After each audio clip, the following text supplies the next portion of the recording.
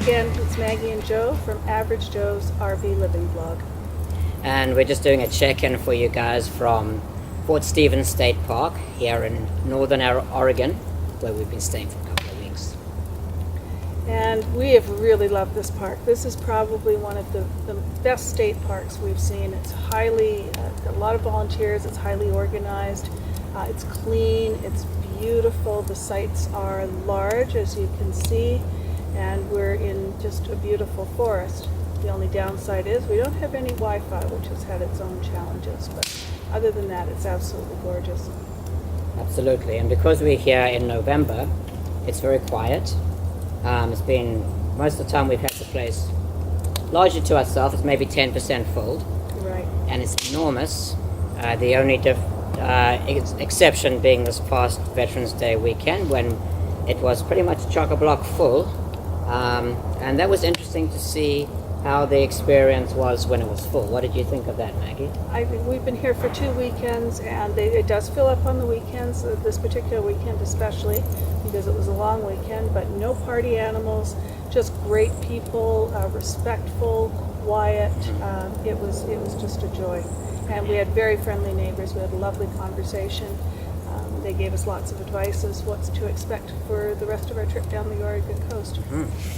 Yeah, I'd say pretty much everybody here were people like us who were just here to enjoy the hiking, cycling. Some of them were here to enjoy jogging through the forest, which we don't partake in that one, but we did have some lovely bike rides right from the park. You never have to leave the park to get onto a network of trails, 9 miles of trails within this park. Absolutely, and on foot, by foot or by bike, you can go to every point of interest in the park, including a wonderful historic site over at the actual Fort Stevens, which is interesting in its own right. We'll talk about that in a few minutes. We've had herds of Roosevelt elk again. They followed us from Vancouver Island. Billy's getting concerned because there's some birds off camera taunting him. We also have had some deer. Most mornings they've either strolled through the campsite or we've come across them on our walks. Yeah, you're certainly in nature here, right? I see deer on my way to the washroom every morning. It's quite a lovely sight, and they're not afraid of us. Yes, yeah, it's been really, really nice. Also in the area, going back to the historic site, Fort Stevens was commissioned by Abraham Lincoln in the Civil War to defend the Columbia River from attack, I assume, by the South. So it's quite an old historical site, and this fort has actually was commissioned in the Civil War. It was also recommissioned for World War I and again World War II, and it was actually attacked by Japanese submarines. Thankfully, they withstood the attack. So there's a rich history, and there's a lovely museum. Yeah, and what they were defending there was the mouth of the Columbia River. Yes. Because that Columbia River could give people access to the interior of the country, of the west side of the country. It's an enormous river, so we're right here where this enormous river meets the Pacific Ocean. Billy, the other place of historical interest and very scenic is the beach, also within walking distance of where we're sitting, where the wreck of the Peter Iredale sailing ship is located. It's a big draw with people coming to photograph and pose with the wreck. The remainder of it. The remainder of it. There's not much left of it.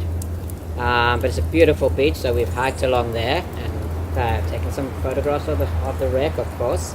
We've biked there, we've hiked there. It's been a lot of fun.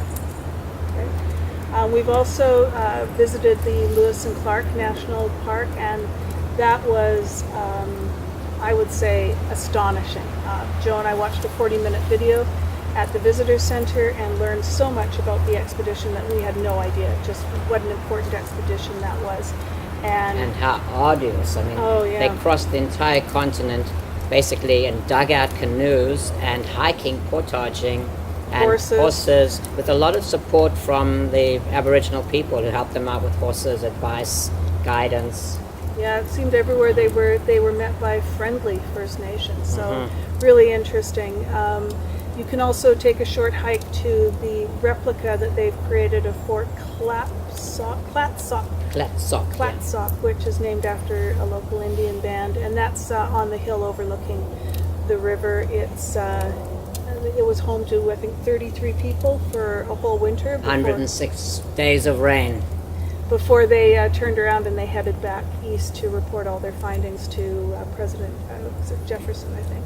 I think that, yeah, he sponsored it, and that whole, I think it took them 4 years to come here and go back again to the East Coast. Yeah, so thoroughly interesting. Also some great hiking trails. We were there late in the day, so we took a short hike. There is a fantastic 6-mile hike that goes from the fort to Sunset Beach, which is another attraction. However, that's 12-mile round trip, and that was just too late in the day for us to undertake that. But beaches. Beaches, beaches, cycling and hiking are the reasons to come here, I guess, and also the history, huge for history buffs, and the interesting little town of Astoria down the road, which we couldn't quite make up our mind what kind of town it is, except it's very old. I think it's the oldest town here.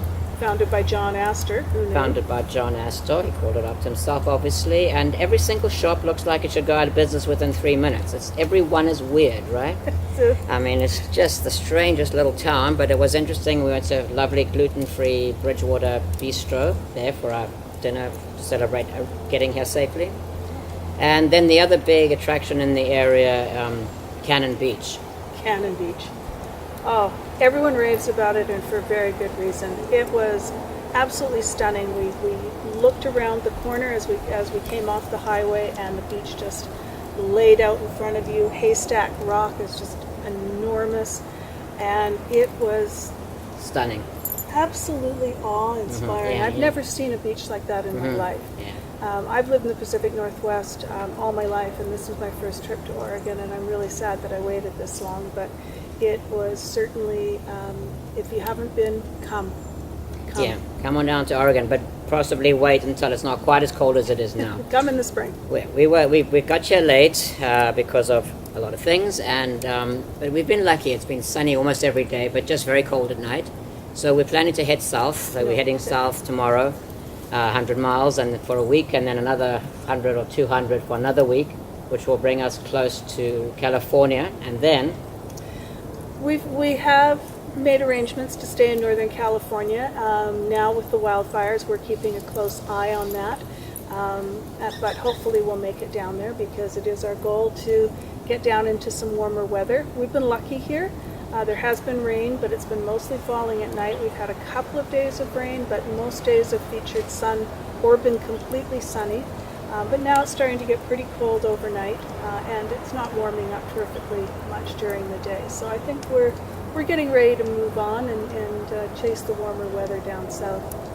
And if California doesn't work for us, we might have to consider going to Nevada instead. So thanks for watching, and we'll be catching up with you soon. Thanks for watching.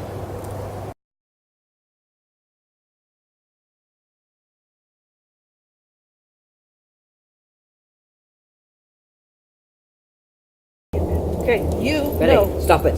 Place. Behave. Place. No. No. Something's moving around there. I think it's a little tree frogs. You have to get over it. Just Yeah, it's cuff the it. tree frogs. Okay, place. Billy. No, no, no. Billy! No. Billy! Billy. Billy! So thanks for watching, and please help us grow our channel by liking and subscribing. See you next time. See you next time.